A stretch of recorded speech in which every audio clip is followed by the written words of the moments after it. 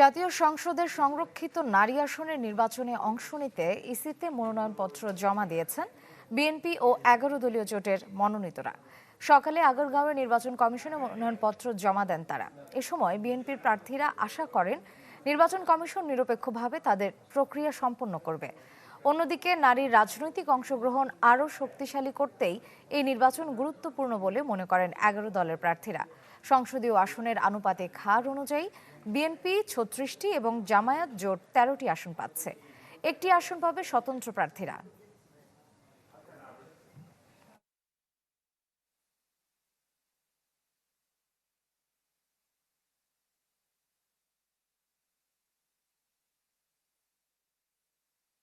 আগামী বাংলাদেশ বিনির্মাণে এদেশের উন্নয়নে আমি অংশীদার হতে চাই, কাজ করতে চাই।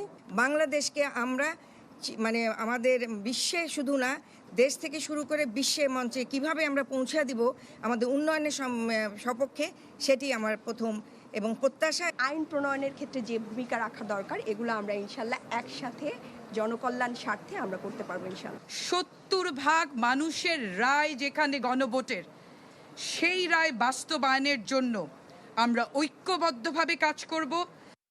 সময়ের সাথে সাথে দেখা দেয় নিত্য নতুন প্রয়োজন। রেডি থাকতে হয় প্রতি মুহূর্ত। তাই এলো ইনোভার, যেন আপনি লাইফে থাকেন রেডি প্রতিদিন। Innova, designed for now.